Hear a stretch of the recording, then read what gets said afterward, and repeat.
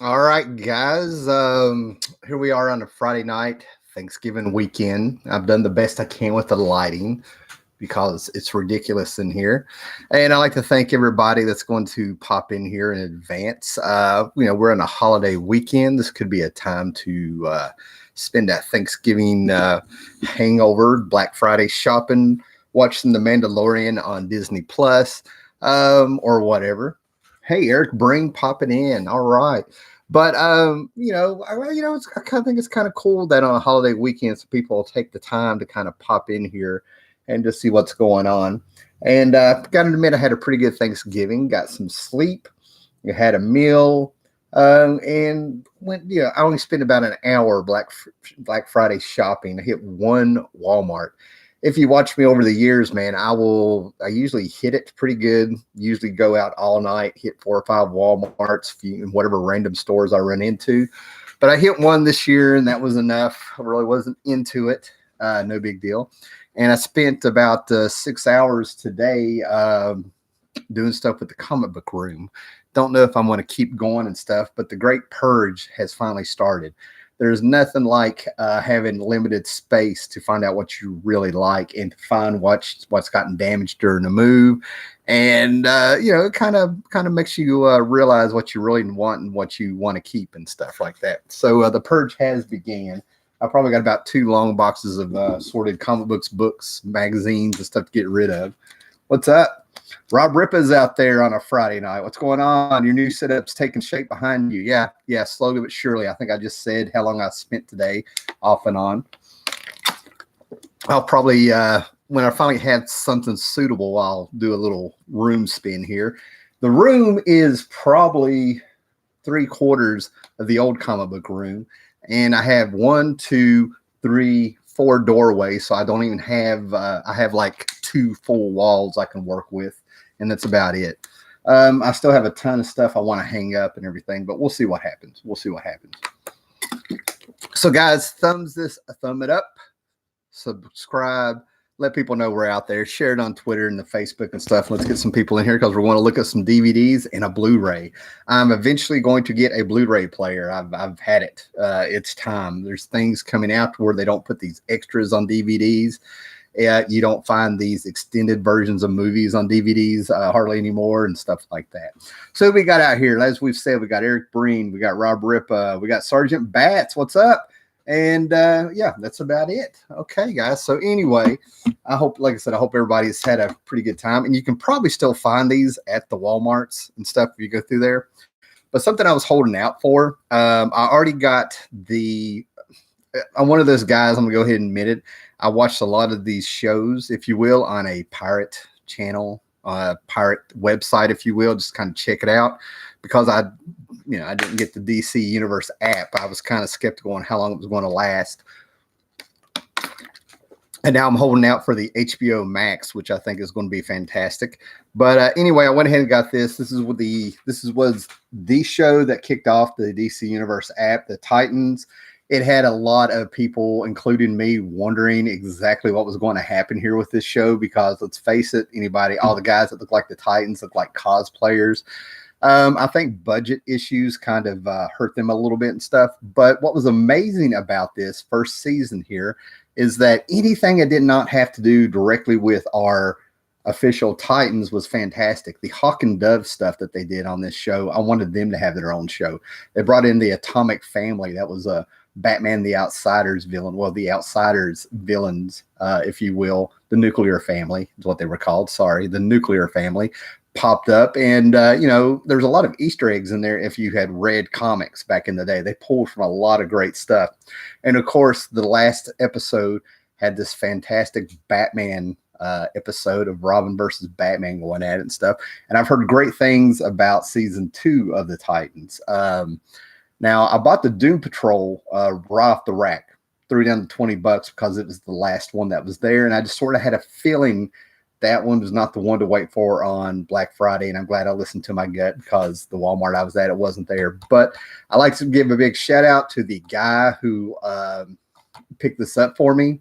What happened was is at the Walmart that I was at, they sectioned everything off to where you couldn't travel around the store. They moved pallets of food and stuff, and they made you get in line, and they were letting people in 5 at a time. It was amazing. 5 people would leave the DVDs and let 5 more people in.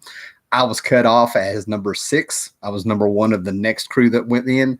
And this guy just turned around and looked at me. We talked a little bit, but this guy turned around and looked at me and said, "What are you hunting for?" Big time. I said, "The Titans." He grabbed one for me, which was fantastic. So whoever that gentleman was, appreciate it, man. Now, something else I already have 2 of these on DVD. I'll be getting them out because this is self-contained stuff, but I have no shame. Pay $10 for this. But we have 6 Star Wars. Let's try that again. We have the 6 Star Trek movies from the 80s going into like the 90s there, man. Star Trek 1 from 1979. Wrath of Khan, one of the greatest movies of 1982 ever. One of the great cinema. It's where they made a freaking film, instead. Then you get into the little bit of the cheese of the 80s, where we were well into the 80s of The Search for Spock with 1983, and I love that one. I love that one, and it's so cheesy. And then they go up and down from there, right? But this was a cool box set. I was really surprised to see it. Of course, we had The Voyage Home after that, The Final Frontier, and then The Undiscovered Country. And I remember kind of being lackluster on those. Give me so that was cool to have. I now have them in a contained little box there. Hey, Sergeant Bats is at work trying to find something to mix paint. That's hilarious, right? So I grabbed this. I have this on DVD. I'm one of the few people that actually like this. And the biggest thing that, I could watch this movie and critique it. To me, they wasted a lot of characters. The action, they could have done so much more. So I'm so glad that the sequel is going to be done by James Gunn, who brought us the 2 Guardians of the Galaxy movies. But I got this because it's the extended edition, right? Jared Leto, Squadron Supreme, the extended cut. I have quite a few Blu-rays, considering I don't have a Blu-ray player. But what was cool about this is that I was one of the few people that could not, and I still can't, have an opinion on Jared Leto's Joker because we didn't see enough of him.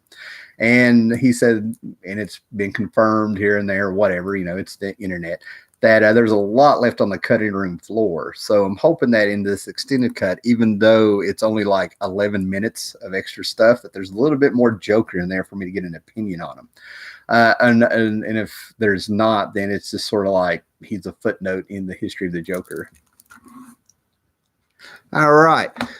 So one of the movies that I saw that when I went with 2 of my friends, they were cracking up on how I was acting because I was on the edge of my seat, and I turned into a little kid watching this movie, and I couldn't wait to get this movie to bring home so I could sit there and be that guy that pauses it and try to find all the characters in it and stuff.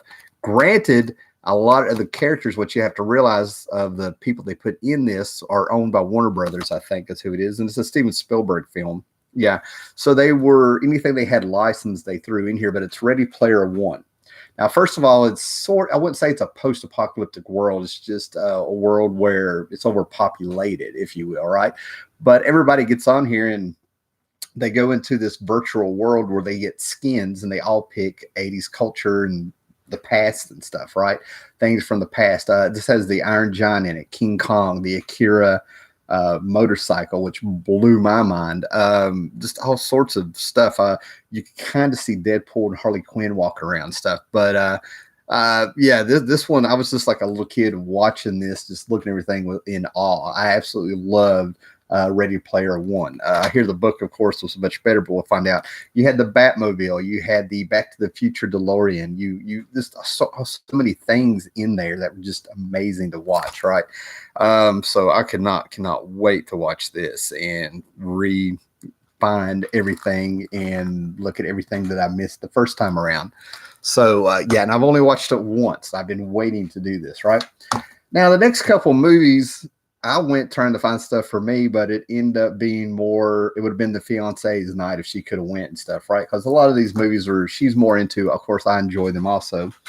But, the movie that surprised everybody, and I'm not going to lie, I fell asleep during this movie, and I only chuckled once or twice during the movie. I'm not going to sit here and put it down because a lot of people loved it, and I'm a big Tom Hardy fan. I think that's who the guy is. Where is he at? Huh.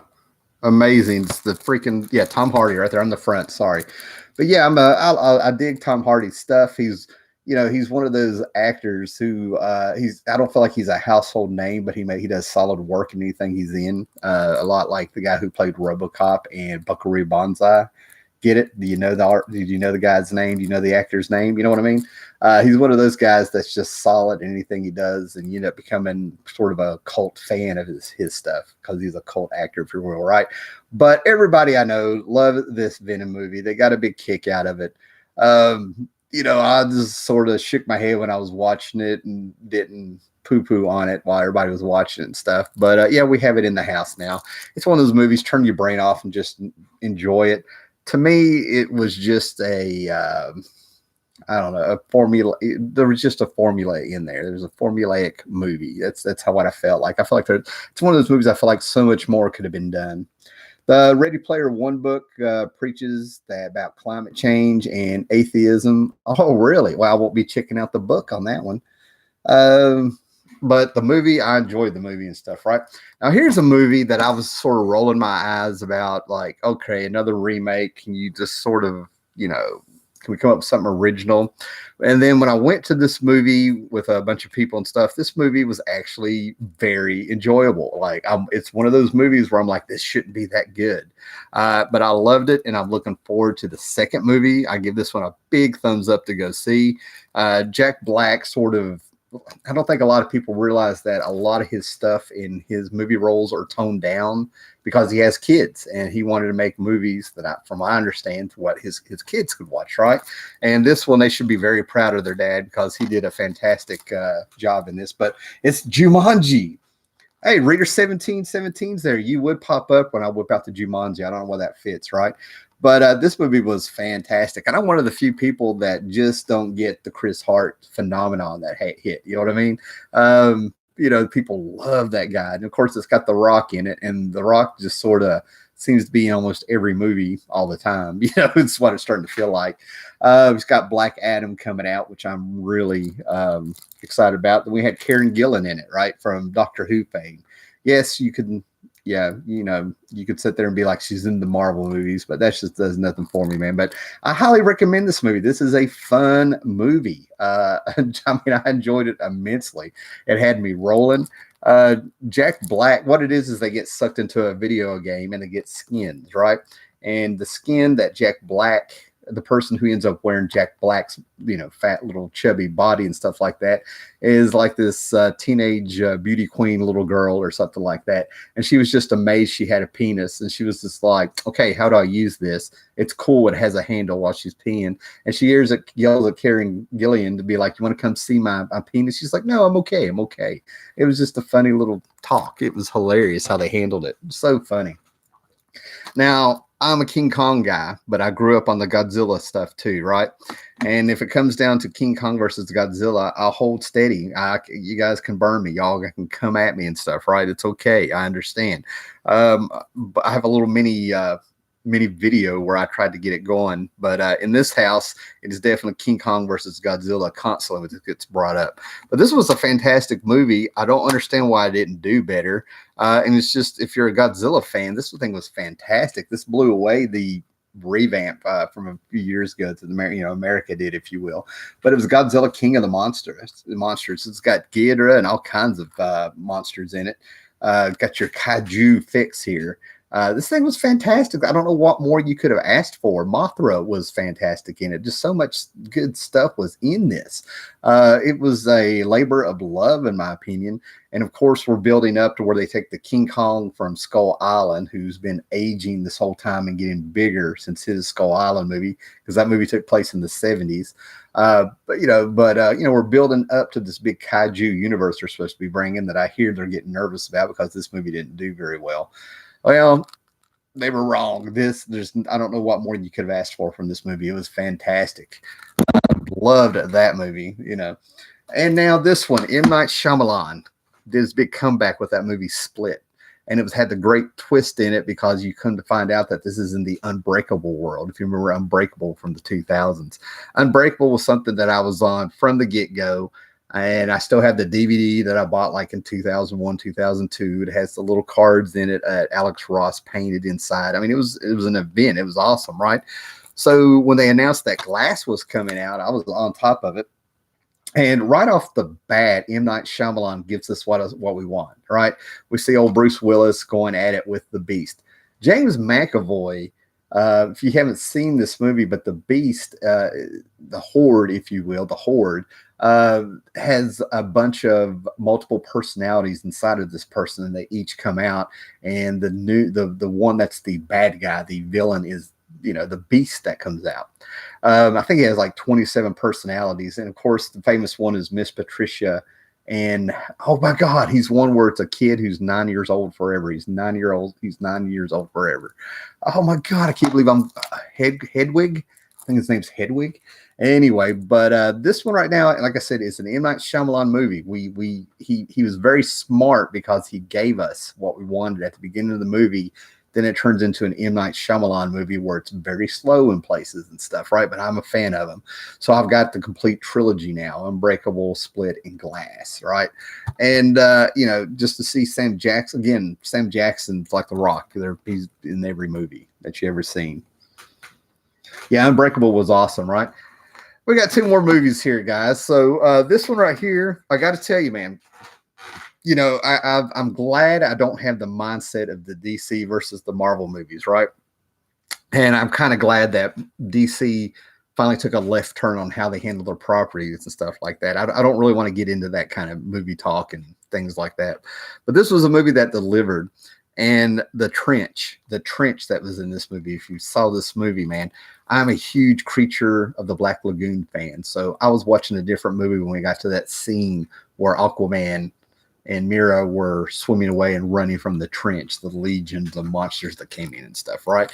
But the stuff that came have in here, of course, is Aquaman, right? Aquaman, the movie I never in the world thought would be made. Aquaman, the character that, ends up being one of their best movies, this and Wonder Woman. But Aquaman is the one that, I'm in a state of disbelief. I've known about Aquaman since the 70s when I was like a kid at 3 and 4 or whatever, thanks to the Super Friends. I've always sort of been a fan of him in the comics, but it was because he had an underdog feel and things like that. But to see Aquaman come to great heights and actually get a big budget movie made and to see it become a hit, it's surreal to me, and I'll never get out of that mindset, and that's what makes it so cool, right? And let's face it, Jason Momoa, he brought it. People come to see him. Seems to be like, seems to actually be a cool guy. And there's a little thing somewhere, I don't know if it's on YouTube, but I saw it on Twitter and stuff, where who was it? He was on the Kelly Clarkson show, and she brought out her little kids, and her little girl sit there and asked Jason Momoa, who she looks at and sees Aquaman, if he knew the Little Mermaid. And the guy has a lot of class. The guy has a lot of class, the way he handled that. It was a moment where I was like, what a cool dude. What a cool dude. Reader 1717, this is great. I've been really indulging on my love for movies again as well. Oh, yeah, that's cool. This used to be like a tradition on here, right? And this next movie, I don't, this movie could have easily been a Quentin Tarantino wannabe movie. It could have been a Coen Brothers wannabe movie. But I don't know what the deal is with this movie, but it has a charm all of its own. And it's one of those movies I can watch over and over and over. And it's just a whole bunch of characters. The usual suspects ended up at a hotel and money or something.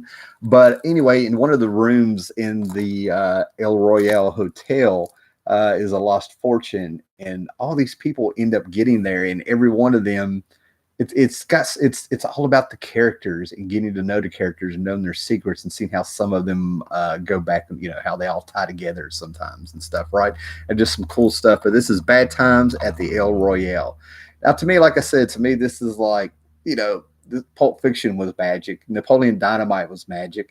El Royale is sort of its own thing, and I wish it had been bigger. I know it's popular and everywhere, but it's got Jeff Bridges in it, who I'm a big fan of. Jeff Bridges is interesting for me when I watch his movies because I've sort of grown up with his movies. The first one I remember is King Kong from the 70s, but I'll go all the way to the last picture show that he did, and for some reason, all of his movies to me is the same character going through life, although, through Big Lebowski and everything, right? It's like there's a whole movie in my head that Jeff Bridges characters all are the same guy through the past of lives. Starman, that cowboy movie he made a few years ago, all of them and stuff, right? So this was really cool, man. And I think what's blowing everybody's mind is Chris Hemsworth is so freaking funny. You know what I mean? He doesn't mind to goof it up. But that's the Black. Now we're gonna have an avalanche over here. But that's the Black Friday movie haul, man. Thanks for everybody that popped in here. Have you seen Four Rooms? Here's what's funny, Rob Ripa. I can grab Four Rooms right here behind me on a stack of books. I have the Quentin. I have the movie. It had 4 directors in it, right? Quentin Tarantino did the last one. Robert Rodriguez had one kind of in the middle. And here's some interesting trivia about Four Rooms. When you do the Quentin Tarantino movie, the one with the mean little kids, I can't remember what it was called, Behave or something like that. Antonio Banderas has a wife in it, right?